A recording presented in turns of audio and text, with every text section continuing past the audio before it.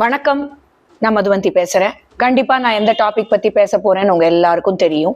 எங்களுடைய முன்னாள் மாநில தலைவர் திரு கே அண்ணாமலை அவர்கள் as of yesterday அவர் ஒஃபிஷியலா he has resigned from Bharatiya Janata party. அவருடைய ரெசிக்னேஷனை தேசிய தலைவர் திரு நிதின் நபீன் அவர்களும் அக்செப்ட் பண்ணிக்கிட்டாரு.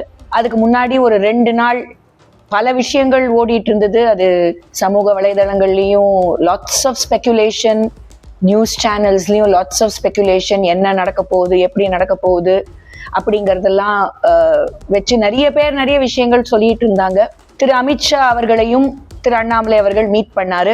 அந்த மீட்டிங்ல நடந்தது என்னன்னு தெரியாது, பட் அதோட போட்டோஸ் வெளியே வந்தது. அந்த போட்டோஸை வச்சு அதுல இருக்கிற பாடி லாங்குவேஜை பார்த்துமே பல விஷயங்கள் பல பேர் பேச ஆரம்பிச்சாங்க. நான் எதுவுமே தெளிவா நடந்ததுக்கு அப்புறம் தான் பேசுறது என்னுடைய வழக்கம். இந்த ஸ்பெக்குலேட்டிவா பேசுறதுங்கிறது எனக்கு என்னைக்குமே பிடிச்சது இல்லை. ஸோ அதை நான் பேச விரும்பலை. இப்போ ரொம்ப தெளிவாக திரு அண்ணாமலை அவர்கள் அவர் தரப்புல என்னெல்லாம் ரீசன்ஸ் அண்ட் ஏன் அவர் வெளியே வந்திருக்காருங்கிறது ரொம்ப கண்ணியமா, ரொம்ப டிக்னிஃபைடா, ரொம்ப அழகாவே ஒரு வீடியோ கொடுத்து சொல்லியிருக்காரு. கட்சியை பொறுத்த வரைக்கும் கூட இந்த ரெசிக்னேஷனை ரொம்ப கண்ணியமா தான் கட்சி ஹேண்டில் பண்ணியிருக்காங்கன்னு நான் சொல்லுவேன். ஏன்னா நீங்க பாத்தீங்கன்னா மற்ற கட்சியிலெல்லாம் ஒருத்தர் கட்சியை விட்டு வெளியே வராருன்னா அதுக்கப்புறம் என்ன நடக்கும், கட்சி சைட்லயும் சரி அந்த நபர் சைட்லயும் சரி எப்படி இப்படிலாம் அசிங்கங்கள் வெளியே வரும் அப்படிங்கறத நம்ம பார்த்திருக்கோம். இப்ப சமீபத்துல திரு ராகவ் சட்டா அவர்கள் ஆம் ஆத்மி பார்ட்டி விட்டு வெளியே வந்த போது அந்த ஆம் ஆத்மி பார்ட்டியோடைய ஐடி விங் என்ன மாதிரி ஒரு சோசியல் மீடியால ஒரு ரக்கஸ், ஒரு டர்ட்டி ரக்கஸ் கிரியேட் பண்ணாங்கிறதெல்லாமும் நம்ம பார்த்துக்கிட்டு தான் இருந்தோம். But having set all that, as far as Shri Annamalai's exit is concerned, the BJP has acted with a lot of dignity. Thiru Annamalai அவர்கள் மக்கள் இயக்கம் அப்படிங்கிற ஒரு ஸ்தாபனத்தை, ஒரு மூவ்மெண்ட் ஆரம்பிக்கிறாரு. அதுக்கு மெம்பர்ஸ் யார் வேணாலும் சேரலாம் அப்படிங்கிறதையும் சொல்லியிருக்காரு. அவர் அனௌன்ஸ் பண்ண சில நொடிகள்லயே அப்படியே மெம்பர்ஷிப்ஸ் குவிய ஆரம்பிச்சிருச்சு அப்படிங்கிறதையும் நம்ம பார்த்தோம். அவருக்கு இருக்கிற அந்த support in Tamil Nadu, the traction he has as a leader, இதெல்லாம் question பண்ண முடியாதுதான். டெஃபினெட்லி அவர் வந்த சமயம், அவர் பிஜேபியை வழி நடத்தின சமயம், அவர் பிஜேபிக்கு அவர் கொடுத்த அந்த அங்கீகாரம், இது எல்லாமே நம்ம கண்டிப்பா அதை நெகேட் பண்ண முடியாது. But at the same time பிஜேபியும் திரு அண்ணாமலைக்கு கொடுத்த அங்கீகாரங்களையும் நம்ம நெகேட் பண்ண முடியாது. ஏன்னா எதுவா இருந்தாலும் திரு அண்ணாமலை அவர்களை பொறுத்த வரைக்கும் எவ்ரிதிங் வாஸ் எக்ஸ்ட்ராடினரி. அவருக்கு நடந்தது எல்லாமே எக்ஸ்ட்ராடினரி தான். ஹி ஜாயின் த பார்ட்டி, சேர்ந்து வெரி வெரி ஷார்ட் பீரியட்ல எல்லா புரோட்டோகாலையும் மீறி, ஏன்னா பாஜகல ஒரு ஸ்டேட் பிரசிடென்ட் நியமனம் செய்யணும்னா அதுக்கு சில விதிமுறைகள் இருக்கு. அது எதையுமே பொருள்படுத்தாம ஃபாலோ பண்ணாம அவரை ஸ்டேட் பிரசிடென்ட் ஆக்கினாங்க. ஃபுல் ஃப்ரீடம், ஃபுல் சப்போர்ட் அவருக்கு கொடுக்கப்பட்டது. இன்ஃபேக்ட் 2024 எலெக்ஷன்ல அவர் என்ன சொன்னாரோ அதை கேட்டுதான் கட்சி நடந்துச்சு. அது தேசிய தலைமையா இருக்கட்டும், இங்க இருக்கிற தலைமையா இருக்கட்டும், எல்லாருமே. சோ பிஜேபி திரு அண்ணாமலை அவர்களுக்கு எதுவுமே செய்யல அப்படின்னு சொல்ற அந்த ஒரு வாதத்தை நான் எதிர்க்கிறேன். திரு அண்ணாமலை அவர்களே அதை சொல்லல. எனக்கு கட்சி எதுவுமே செய்யல அதனால நான் வெளியே போறேன்னு திரு அண்ணாமலை அவர்கள் சொல்லல. சில கருத்து வேறுபாடுகள் வந்திருக்கு சமீபத்துல. somewhere something has gone wrong.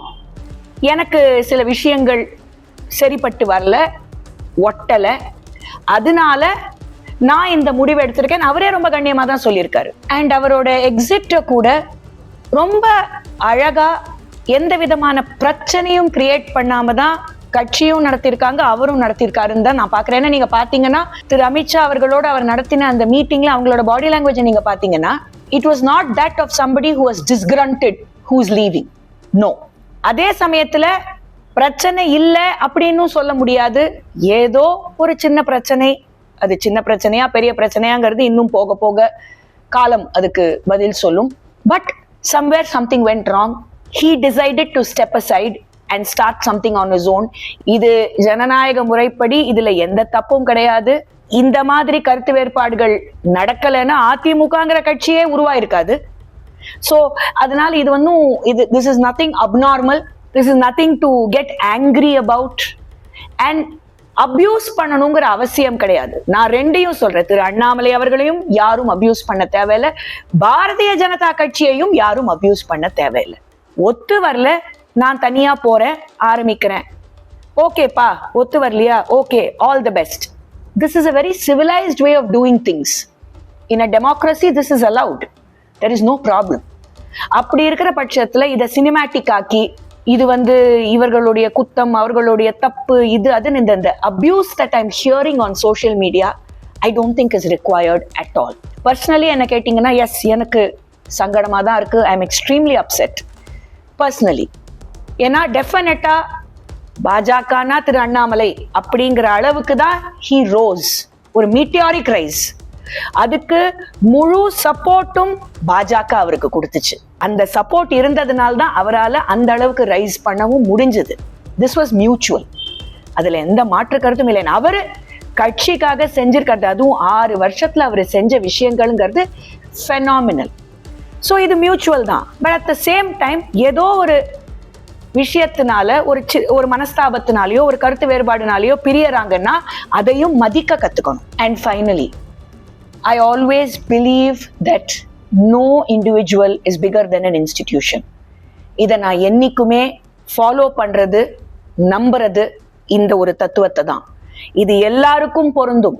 பாஜகவில் இருக்கிற பெரிய தலைவர்களுக்கும் இது பொருந்தும் தான் நான் சொல்றேன். திரு நரேந்திர மோடி அவர்களே என்ன சொல்றாரு, பாஜக எனக்கு அம்மா மாதிரி, இந்த தேசம் எனக்கு அம்மா மாதிரின்னா பாஜக எனக்கு அம்மா மாதிரிங்கிறாரு. நான் தான் பாஜக அப்படின்னு அவர் இன்னி வரைக்கும் சொன்னதில்லை.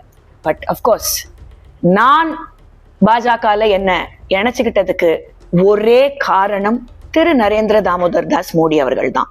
அதுலயும் எந்த மாற்று கருத்தும் இல்லை. நான் கட்சியில திருமதி தமிழிசை சவுந்தரராஜன் அவர்கள் ஸ்டேட் பிரசிடென்டா இருக்கும் போதுதான் நான் கட்சியில சேர்ந்தேன். அதுக்கப்புறம் திரு எல் முருகன்ஜி வந்தாரு, அப்புறம் திரு அண்ணாமலைஜி வந்தாரு, இப்போ திரு நயினார் நாகேந்திரன்ஜி இருக்காரு. நான் என்னைக்குமே I owe my allegiance to Bharatiya Janata party. இந்த பாகுபலியில வர கரிகால கட்டப்பா மாதிரி தான் நான், my allegiance is to the throne அப்படின்னு கட்டப்பா சொல்லுவாரு. அந்த மாதிரி my allegiance is to Bharatiya Janata party and the ideology. And definitely நான் ஒரு மிகப்பெரிய மோடிஜியோடைய ஒரு ஃபேன். இது நான் மட்டும் இல்லை, திரு அண்ணாமலை அவர்களே அதை தான் சொல்றாரு. நான் மட்டும் இதை சொல்லலை, அவரும் இதை தான் சொல்றாரு. அதனால மோடிஜியை you can hate him, you can like him, you can't ignore him. என்னை பொறுத்த வரைக்கும் I am a Modi bhakt. இதை நான் பகிரங்கமா ஒத்துக்கிறதுல எனக்கு எந்த பிரச்சனையும் கிடையாது. ஸோ நிறைய பேர் இப்போ ஆஃப்லேட் என்ன கேட்க ஆரம்பிச்சிட்டாங்க, என்னங்க இப்போ நீங்க என்ன பண்ண போறீங்க?